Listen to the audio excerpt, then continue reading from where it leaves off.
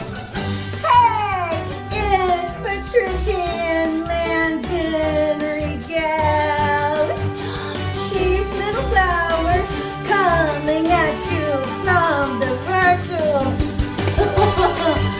space somewhere out in the great United States. Originally from Houston, Texas, you always see my home away from my home. Okay, my home away from home. Somewhere out in the galaxies. H-Town, what's up? Oh, there's a lot of gang stalkers out there in H-Town. Ooh, y'all gotta get right with yourself or be demolished by your own practices. So, at the time of this recording, it is Thursday. Yes, June 20th, 2024. So, what's going on? What's up, everybody? Oh, so, okay, the full moon is in effect for all of that moonarchy going on out over there. I had no idea. Now I know. I was like, wait. My wild hair here. Oh, my goodness.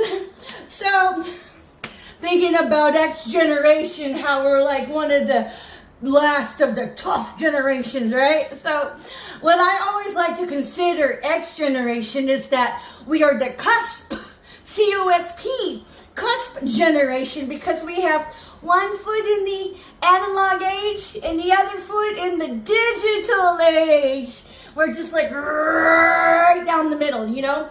We know what it was like to live without the internet ever so booming and pervasive, where the highest technology during our time was being able to have a landline with three-way calling, and God forbid you actually had a telephone in your room. That was balling. And my goodness, ever since I've been like this heavily targeted, whenever I was mulling over, is manifesting an actual existence, an actual possibility.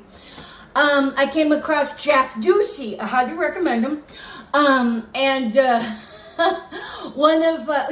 came across him because he was one of the, there's two internet YouTubers that I found that did manifest their way into ooh la la. And so Jack Ducey was one of them. And so, well, one of the things that he had done is that you'd have to research his YouTube, but he decided to quit college and go abroad and go backpacking and then write a book about it, and then use that to catalyze his wealth. And then so I was like, I told myself, well, when it was all this gang stalking, I said, well, the good news is that I will not have to go travel abroad. I can travel right here in the great United States and write my book. Because short of me bailing the United States to go backpacking and then write a book of my adventures, I was like, that was one of the components that I had worked into my manifesting. And then so every time I would have all of this crazy stuff happen to me, right? Because you gang stalkers will do anything for a book, short of just ripping out your clothes right there and sniffing your own underwear. I'm like, so serious. I've seen you guys do the dumbest things because your handler told you to. I'm like, oh my God, if you guys were told to take a dildo and then use it right there with your gang stalking buddy, y'all would do it. I'm so serious. Y'all would so do it. You all have sold out your own integrity. Because as it is, you don't have any empathy to come up off the detriment of another at somebody else's expense. That's horrible. But the good news is that you can today, right now. It's a beautiful time to hit reset. Get right with yourself. Tell the truth. As prescribed. The prescription being, make video confessions of your observations and your collaborations with who and when, upload them to multiple platforms on the World Wide Web, and then commit it to paper. That's how you make a document, and then have your birth date on it, your I'm thinking of these crazy jokes in my head, and name, birth date, signature, and take it to a notary public. They're supposed to confirm with your ID. That's you? Yeah. That's your birth date? Yeah. You wrote this? Yeah. Notarized. And then make several Xerox copies, send them registered mail to the appropriate authorities. Make sure the tracking number is on the body of the letter. Go have interviews with the appropriate authorities. Leave copies of the Xeroxed registration information along with the original letter. This is how you tell the truth, and then stay the course and bring souls with you, because nobody's perfect. And it is my sneaking suspicion that 1/3 of the populace participates in it. You're not the only ones, honeys. It's going to be really hard if anybody just decided to flood the airwaves and the appropriate authorities with all these confessions all at one time. I mean, think about it. Think that's the way to go on a ghosting strike. Come on now. And then but at any rate, I've seen the depraved of the depraved coming after me. But on the upside, I told myself, one day, I'm going to flip you for my coin off the blood coin you flipped off me. So whatever. And then I also had realized that, and I called it out. I'm like, you know what? My book, my story comes to me. That one is coming to me. That one is coming to me. Man, I am the centrifugal G-force within my own gravitational pull, because all you motherfuckers come to me. I'm like, oh, there's my story. There's my story. There's my other chapter. There's a chapter behind me. I'm like, but for instance, did I tell you about the time my family back in Houston, Texas, back at that CD Ranch, with Timothy Paul Regali, ex-husband, Barbara Christine Lyles Regali, ex-toxic female-in-law. She was famous boothang. And then my ex-father-in-law, Paul Douglas Regali. And then my biological full-blooded sister, Marcella Maria Landy Kaminsky. And then her... And then check it out. Even her husband was a fucking honeypot. He was sent to her to cause dissension between me and Marcella. I'm all like, oh my God. It all makes sense now. See how the storyline just fills itself out. But then,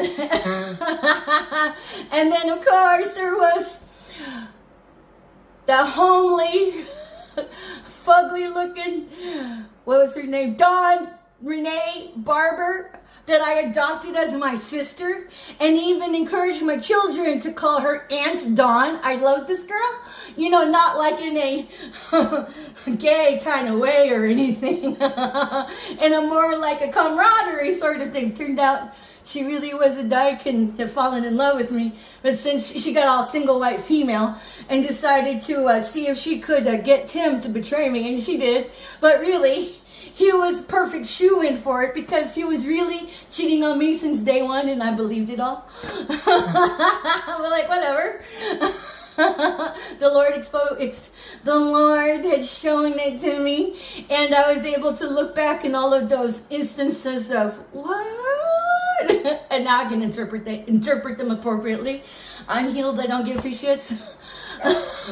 See how it's all writing itself out. But my experiences now. Okay, let me tell you about the time that those bastards, they're all like part of this secret gangs of society who actually do the witchy death magic, satanic sacrifice rituals. They threw me up on the chopping block. I mean, one of my favorite Bible characters, personas, is Job, of course. Joseph.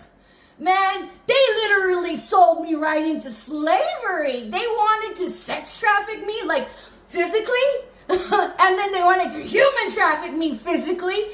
You know, so the next best thing was to virtually sex traffic me with all that Truman Show.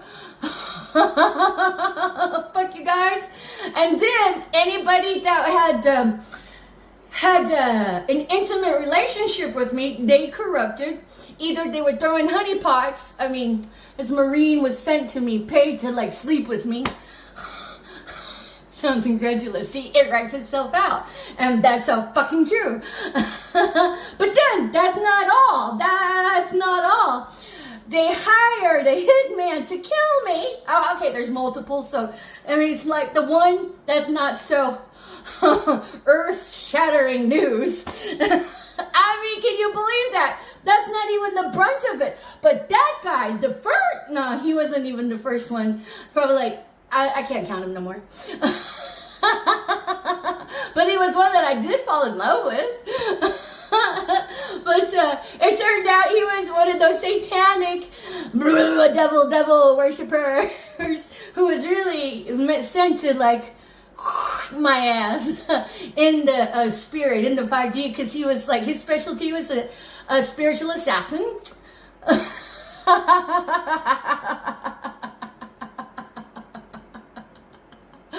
But that's not all. He actually had HIV. Oh my God. He had HIV. They sent him, and he was so DL. He preferred men over women. He had no idea what a gem of a woman I was, because I would have been like, okay. So big deal.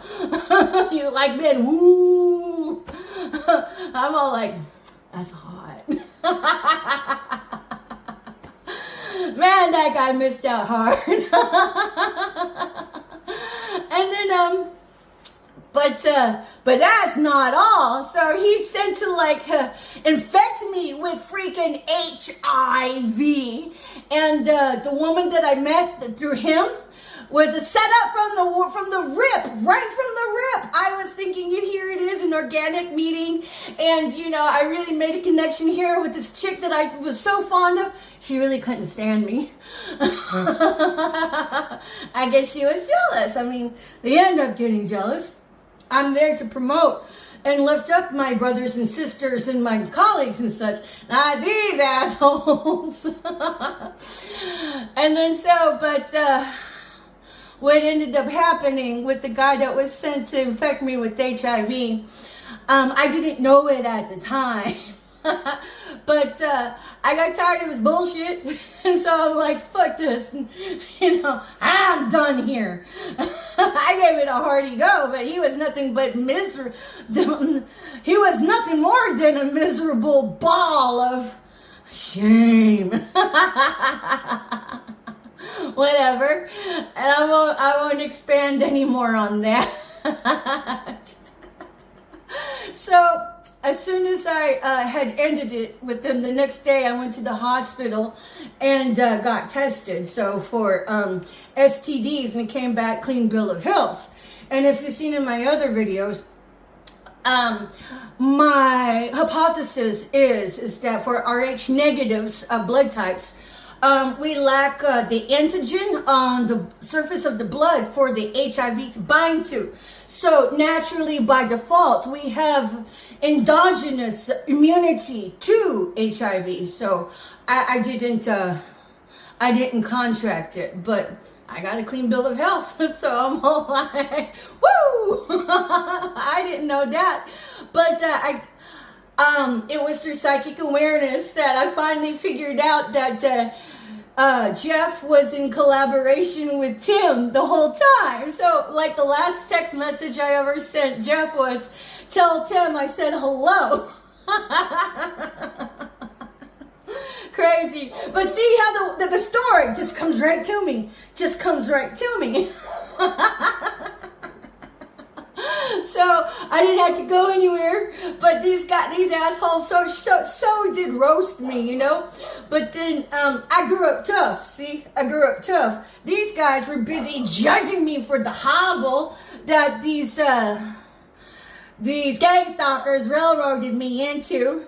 I mean, I got railroaded out of a professional career of being a paramedic, and had I stayed in it any longer, those assholes would have just torn up my reputation as a paramedic. I'm pretty sure they did anyway, but it was a lot harder to file a complaint when you don't have an active license, which I did not reinstate purposely.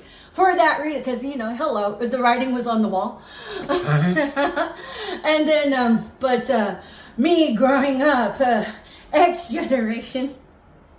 Hold on a second, thirsty. Woo! I'm gonna tell you guys about a story. I was 14 years old, and then, at my parents' house where I grew up, I had to, my chore was the dishes. And then so it was on the weekend, and it was a beautiful kitchen. The sink was situated in the corner of a kitchen where there was beautiful windows here, and you could look outside while you were doing the dishes. And then the window was vented, opened up about that much, you know?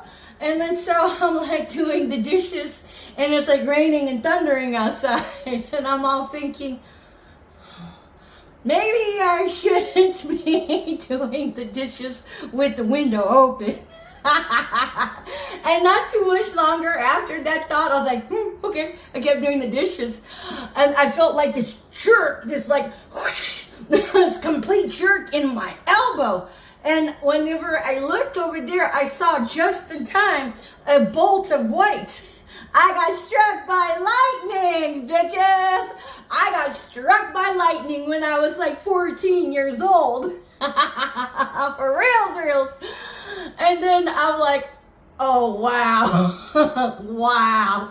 So I got over to down the hall to go tell my dad. You know what happened? I got in trouble. I got in trouble for getting struck by lightning. My dad looked at me and he goes, you weren't wearing slippers. If you were wearing slippers, you would have been grounded and it wouldn't have happened. But the contention is, a couple of my friends I told this to maybe about 5-6 years ago, they're like, no, little flower, if you were wearing slippers and you got struck by lightning, it would have probably killed you, because without the slippers, the electricity was able to go into the ground. And then I'm like, oh, my dad lied to me. Because sometimes I would feel like my parents would say stuff just to validate them getting down on me for whatever, you know? I mean, I am a half Asian kid. My dad looked white for all intents and purposes. He was half Irish, half North American, Chippewa Indian. He had negative AB blood type. And he actually did research in Antarctica. way back when. I mean, let's put it this way. My dad served under 2 flags, the Royal Canadian Air Force and the U.S. Army. And then my mom, my mom is one hell of a woman. Dude, strongest woman ever. They both were born in 1936. My mom, full-blooded Filipina. At the age of 4 years old, they were running away from the Japanese, from getting annihilated back home in the Philippines. And the Japanese presence was so militant that she ended up learning how to speak fluent Japanese at an early age. But, as, the war came to an end, so did her fluence in Japanese end as well. And my parents are badasses, what can I say? They really are. And then I'm like, okay, I'm X generation. I got in trouble for getting hit by lightning. Because, I mean, I talk about these stories, and because I happen to know that with all of the spell work, all of the voodoo, and all of the hoodoo, and all of the riffraff and shim-sham that was thrown at me, and all of those turds that these people were keeping in their back pockets ready to hurl at me, being the flying flunky monkeys that they are, that I had to dodge and weave and then be thankful for the contrast at the same time. You talk about having to have tough titties and manage through all that malarkey and still keep your eye on the prize and mind your vibe. I still do that. But maybe getting in trouble for getting hit by lightning when I was 14 toughened me up. I mean, who knows? But what I'm trying to say here is that for all of these highfalutin black magic practitioners and death magic practitioners throughout the world, Dubai and whatnot, they know how miraculous it is that I survived that. Oh, and the other chosen ones too. I ain't the only one. I'm talking about me and my story, okay? So I know that there's talk out there, like, who is this person? I'm all like, I don't know. I'm just me. I'm all like, come on now, can't we just all be happy? And all of these happiness haters are just like, God damn it, little flower, can't you? And I'm all like, what? No, I can't. No, I can't. No, I can't. If you don't like me, you can get the fuck away from me, or I can go over here. And what Adana Olsen says on the Afro Zen, I love you, my queen. She says, if you don't like it, just keep moving. Just keep moving. Just keep moving. But for whatever reason, these black magic practitioners and all of that, and these people knowing that I survived all of this chaos and conflict, because y'all have no idea, man. I mean, you do. I did do a lot of videos on it. And so, yeah, I like to talk about some of the memorable times in my life that contribute to who the fuck is Little Flower? I'm all like, oh yeah, Little Flower, happy-go-lucky. And I don't wear my ego on my sleeve, my heart maybe, but not my ego. So if somebody wants to look me over and look down on me, I'm like, okay, that's your mistake. I'm gonna go be badass over here. And then one day you'll realize you fucking missed out. So whatever. So at any rate, yeah, man, I'm telling you, my book writes itself, honey. And make no mistake about it, I was making lemonade with all of these lemons the whole time. The whole time. Y'all can do it too. Seriously. If I can do it, anybody can do it. And if anything that I ever share can help inspire you, I'm like, that's what it's all about. We're here to, like, you know, help lift each other up. Not to, like, not to devalue others, to elevate. That's not how I roll. And that's one of the biggest things wrong with EMS and the healthcare industry is that you guys are so busy going, so-and-so shouldn't be in this business. They did this, blah, blah, blah, blah. I'm like, okay, you're so fucking smart to note it.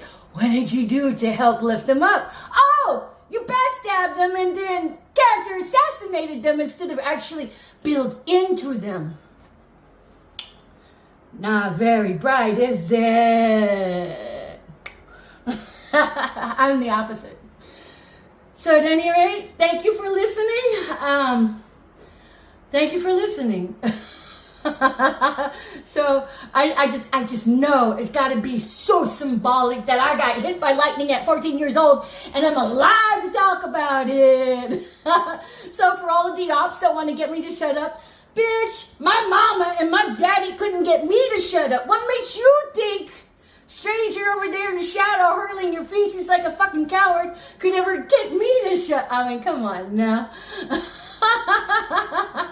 Could you get your own kids to shut up?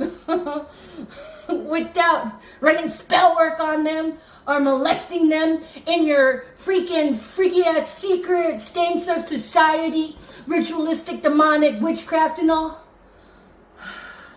That's an infestation that I'm all like, we need to heal. We need to heal. At any rate, thank you for listening. It's been Patricia Landon Regali, Chief Lip Flower, coming at you from the, excuse me, privacy? How private is it really? I don't know. Somewhere in the great world wide web. From Houston, Texas. Houston, y'all need an enema. I love you guys, and it's happening. Peace. Bye for now. And witchy witches, of course, with all this backfired spell work.